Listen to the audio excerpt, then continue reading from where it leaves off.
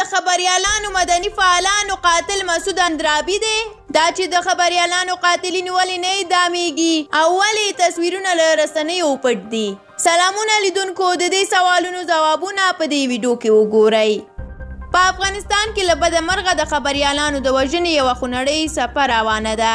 هغه خبریالان چې د افغانستان د روانو ناخوالو خبر تر خپلو خلکو بې پروا چارواکو او نړیوالو رسوي، اوس د زور او طاقت د څښتنانو دښمنۍ ګټلې ده. افغانستان په ټوله کې یو له هغه هیوادونو څخه دی چې تر ټولو زیات خبریالان پکې خپل ژوند له لاسه ورکوي. دا خبریالان هیڅ ګناه نه لري، بلکې کله د طالب د وحشت او قتل څخه پرده پورته کوي، ځینې وخت د حکومت له بمبارۍ او ځینې وخت د غلو له غلاو پرده پورته کوي، او د دې په پایله کې خبریالان د طالبانو حکومت مافیایي کړیو او غلو د مرمۍ ښکار کیږي. حکومت تخته د مس اعلانونه کوي چې د پلانکي قاتل یې ونیوه او د بستانکي خبریال قاتل یې ونیوه، خو نه ولس دا قاتلین ولیدل او نه هم د دوی تر شا ولاړ کسان وپیژندل. یو هم کس چې بد اخلاقه وي، هر شر او فساد په وجود کې وي، ولې خبریال ووژني؟ د خبریال څخه به دې څه حاصل کړي؟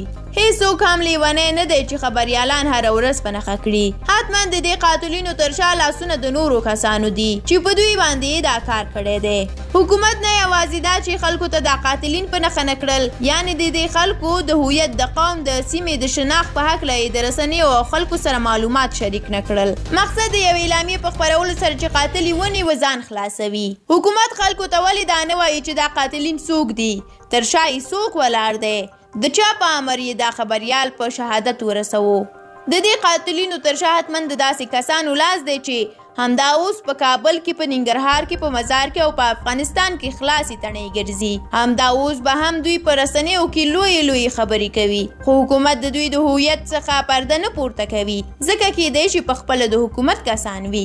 خلک اوس په دې پوهیږي چې د حکومت د اعلامیو حقیقت درک کړي. خلکو د حکومت خبرې او اعلامیې ډېرې واورېدې. خلک اجرات او عمل غواړي، خلک پایله غواړي، خو دا هغه څه دي چې حکومت یې خلکو ته د ورکولو نیت نه لري. حکومتي چارواکو به پخوا د غندنې اعلامیې خپرولې، پسې یې د دروغو وعدې کولې، اوس اخته دي د دروغو د قاتلینو د نیولو اعلامیې خپروي. دا صرف د خلکو سترګو ته د خاورو شیندل دي. ډیره مننه درنو لیدونکو چې دا ویډیو مو تر اخره ولیدله.